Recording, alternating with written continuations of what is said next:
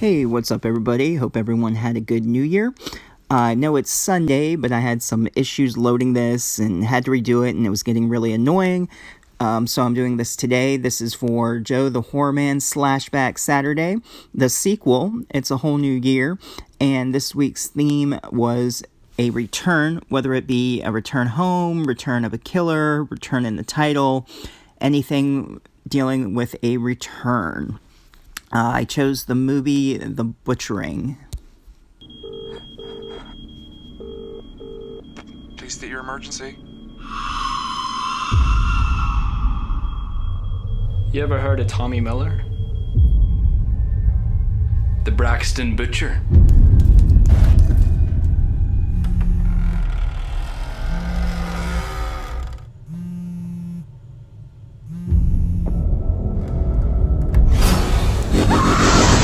If Tommy Miller's back, then he could be targeting you. He could be finishing what he started. Did the music just stop? He's not finishing what he started. Starting a whole new chapter.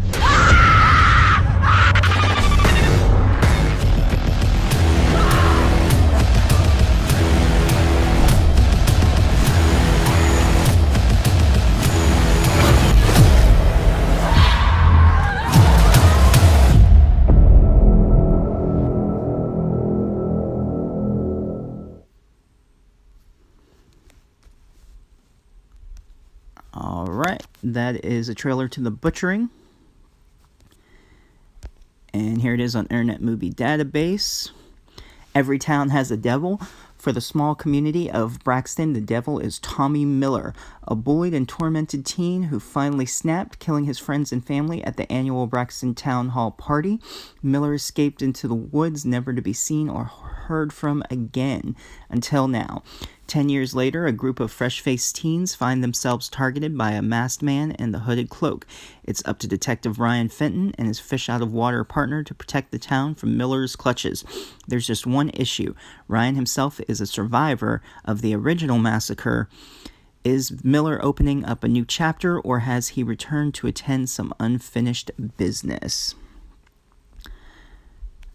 Here's the cast right here. Sean Blaney plays Ryan Fenton. Jenna Byron plays Julie. Vicki Allen is Claudia. Deanna Daughtry is Caitlin. There's some names without their character. I'm not sure why. Syrian McCourt is Danny. Rachel Morton was Sarah. Philip Rafferty is Oliver. And then you can see some other names there. Natalie Kern as Alicia. Stephen Foster as Deputy Holland. Larry Cohen as Detective Walton. Director was Leo McGigan. Giggity. Alright. It came out in 2018, I want to say. Well, it says 2015, but then I saw something else that said 2018.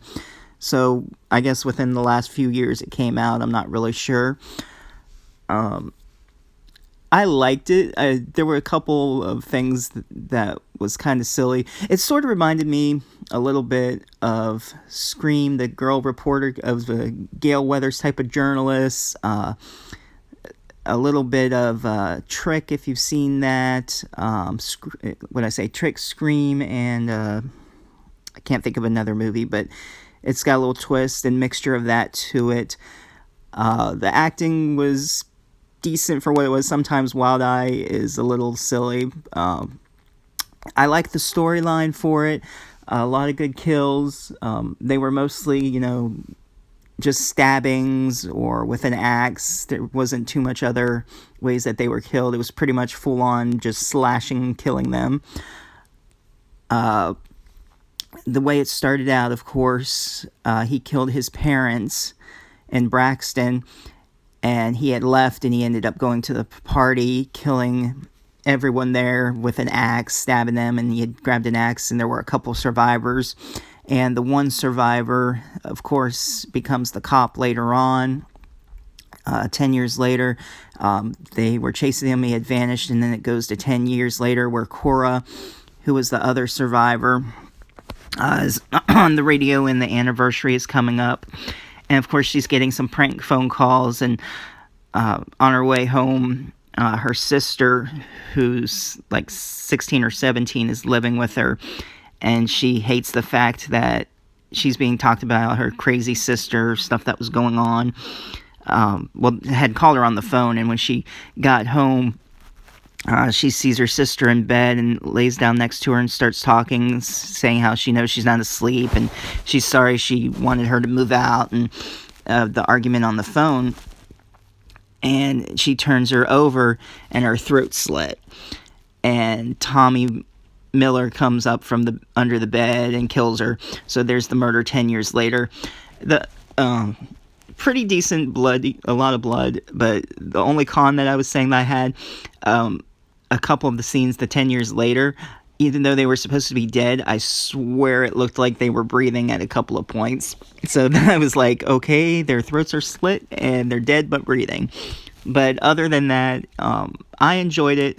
There's a really interesting twist to it. I won't spoil it. But, I mean, that's basically the premise. People are getting killed off 10 years later again. And the cop's not sure if he's after him, or if it's an all-new, just revenge, just a psycho killer coming back. So yeah, if you haven't seen it, like I've said before, Wild Eye movies, they can be pretty interesting. This one is probably one of the top of my list so far, story-wise. I really did enjoy it. If you haven't seen it, definitely check it out. If you have seen it, let me know in the comments down below what you thought of this. And hope everyone has a good new year and a great new Slashback Saturday weekend. And I'm going to try to participate more times this year. That's my resolution.